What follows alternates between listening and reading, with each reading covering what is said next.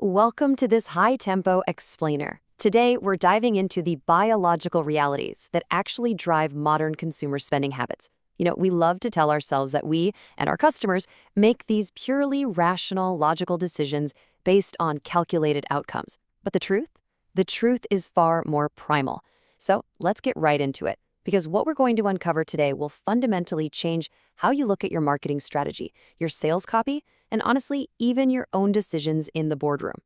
To start, I want you to picture two everyday scenarios. First, imagine you're walking down the street and boom, you look down and find a crisp $100 bill just sitting there on the sidewalk. Think about that feeling for a second. It's a nice little bump of happiness, right? A pleasant surprise. Now, imagine reaching into your pocket right now and realizing you've lost a $100 bill that you knew was in there.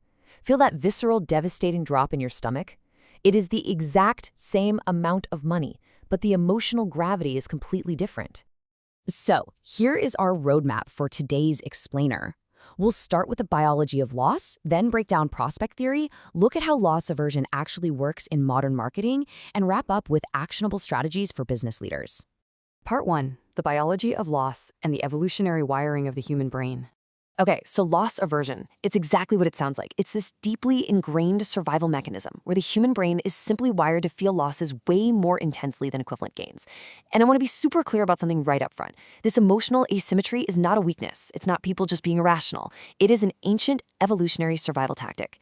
Think about it. For most of human history, a loss wasn't just a bad day at the market. It was catastrophic. You lose your food, you starve. You lose your shelter, you freeze. You get kicked out of your tribe, you die. Our brains learned over millennia to treat losses as absolute blazing emergencies. And guess what? That biological wiring hasn't gone anywhere. And here is the absolutely crucial point, the math behind this feeling. It's a massive 2x multiplier. Research consistently proves that losing something feels literally twice as bad as gaining the exact same thing feels good. In terms of sheer emotional weight, losing $100 hits your brain with the exact same impact as gaining $200. Now, we obviously live in a modern world where most losses are no longer literal life or death situations, but because of this 2x multiplier, our brains still react exactly as if they are. Moving on to part 2, prospect theory explained and shifting the economic paradigm. So let's contrast the old school economic assumptions with this biological reality. For a long time, classical economics assumed we were all these incredibly rational creatures making choices based on absolute total wealth and final outcomes. But Kahneman and Tversky's Nobel Prize-winning prospect theory proved that's not how human beings actually work. People make decisions based on gains and losses relative to a current reference point, usually whatever they have in their possession right now. Because of that 2x loss aversion we just talked about, the way we process outcomes is totally lopsided. The exact same objective change in wealth feels incredibly different depending on whether it's framed as a gain or a loss from where you started. Let's look at how this plays out with pricing. Consider two different strategies. Presenting an offer as save $50 establishes the original, higher price as the customer's reference point. That means they experience the discount as actively avoiding a $50 loss. And that feels significantly better to the brain than taking that exact same $50 and just quietly baking it into a logically identical, lower total price.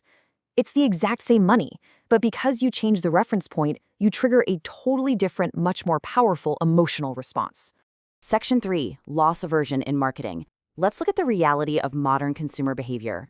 All right, let's look at 3 classic examples of loss-averse consumer behavior in the wild. First up, scarcity messaging. You see it everywhere. An airline site flashes only 2 seats left at this price. That triggers fierce fear of missing out, or FOMO. Second, extended warranties on electronics.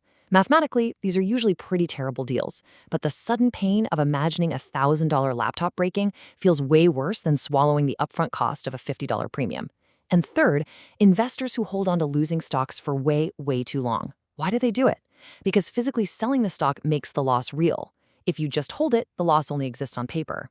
In every single one of these scenarios, the behavior looks totally irrational on a spreadsheet, but biologically, it makes perfect sense given how our brains are wired. I absolutely love this quote because it hits the nail right on the head. When your marketing says don't miss out, you aren't just creating a sense of urgency. You are actively triggering a primal survival response. You're threatening the customer's brain with a loss. It completely reframes their entire internal monologue. They go from logically thinking, should I buy this? To a panicked biological, wait, can I afford to lose this? And as we've established, our brains react to that second question with twice the intensity. Finally, Section 4, Strategies for Business Leaders and the Executive Playbook. So how do you actually apply this? Well, for marketers and copywriters, you absolutely have to test framing your copy around what your prospects stand to lose, not just what they'll gain. For example, pitching a service with "get more customers" is nice and positive, but it focuses on a gain. Instead, try "stop losing customers to your competitors." Ouch. That hits the emotional weight far harder because preventing a loss carries that massive 2x biological multiplier. It is the exact same ultimate outcome for their business, but the emotional punch is on a completely different level. Seriously, go test this shift in your copy. The conversion results will probably blow you away. But listen, this isn't just about selling things to other people. It's about auditing yourself. As business leaders, loss aversion is exactly what keeps us stuck in bad investments, toxic partnerships, and failing strategies long after logic screams at us to cut our losses. I want you to start using this simple two-step pause protocol. Step 1, whenever you feel a really strong visceral pull to avoid making a hard decision just because it involves taking a loss, stop. Just pause. Step 2, audit your own cognitive bias.